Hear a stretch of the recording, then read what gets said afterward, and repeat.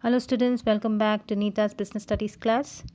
We have already completed the 6th chapter, that is staffing, and in our today's class we are going to start with the 7th chapter, that is directing. So one of the very important function of management, again directing, wherein it shows and guides and leads and motivates the subordinates and the workers to reach and achieve the goal. So we'll study the meaning here and we'll study the characteristics of directing in our today's class.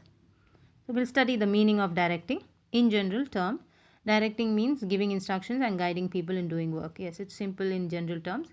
Just give them instructions, tell them what to do, guide them what not to do, what where to go, and how to do the work. That is in simple and general term. But in the context of management of an organization, directing refers to the process of instructing, guiding, counseling, motivating, and leading the people in the organization to achieve its objectives. So it is a little more wider and comprehensive, a little step ahead, one step ahead, wherein management of an organization, it refers to the process of instructing, giving guidelines, counseling, motivating, and leading the people of the organization in order to achieve the objectives. So directing is something what the manager does, is a very important function of management. It actually communicates with the subordinates and gets the work done collectively.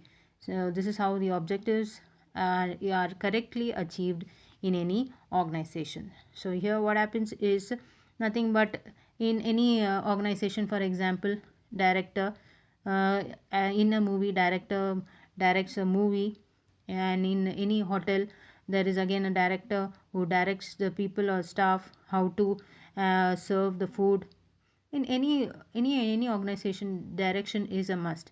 So teacher directs the students to complete the assignment, or the film director, very important person who tells how to act in a film.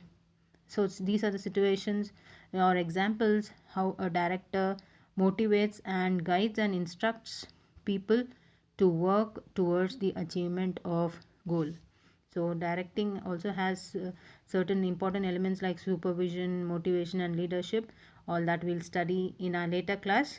So in our today's class we'll study the characteristics of directing here one by one. Directing initiates action. Second one, directing takes place at every level of management. Third one is directing is a continuous process. And the fourth one is directing flows from the top to the bottom. So these are the main features or characteristics of directing. We'll study this one by one. So directing initiates action. A manager has to perform the function of directing along with all the other functions such as planning, organizing, staffing, controlling, etc. All the other functions prepare a setting for action, but directing is one function that puts all the other functions into action. So here what happens is it initiates action. Initiates action means it is the first step to put all the plans to work, to put everything into action, into actual work, is what is directing all about. So directing is actually the key function of management, and the manager has to perform all the functions along with this directing function. Every other function is performed, but all the other function is just setting. It is just preparing a setting of action or a platform, but directing is one thing which puts all these functions into work or action. So this is what is directing. Initiates action, it puts everything into work. That is what is directing. Initiates action. Next one is directing takes place at every level of management. Yes, every manager from the top level to the supervisory level has to perform the function of directing. Directing takes place where there is supervisor and subordinate relation. Yes, it's quite natural here again. So directing takes place at every level of management, and we have already studied the levels of management, the scalar chain, the top level, the middle level, and the supervisory level. So directing is a must, and it should be performed at every level, and all the managers at every level perform this function of management. So it takes place wherever there is superior and subordinate relationship.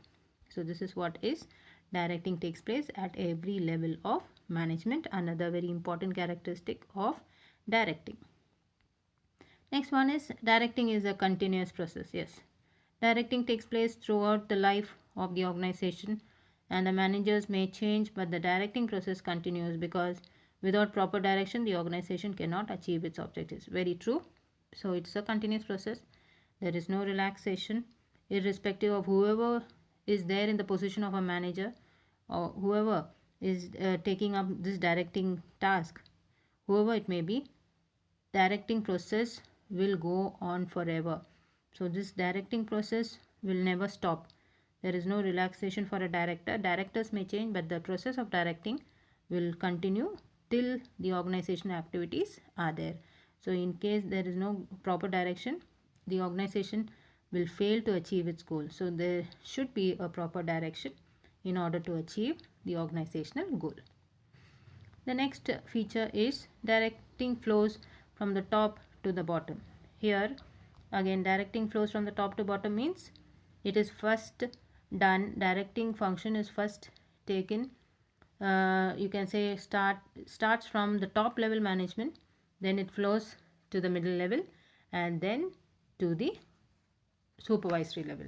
So it means at every level, as we have already studied, managers should direct the immediate subordinate and take instructions from the immediate, and the subordinate should take interest from the immediate boss. So directing first takes place at the top level management and then flows to the bottom level of management. In other words, every manager can direct his or her immediate subordinate, and subordinate should take instruction from the immediate boss. So this is what is directing.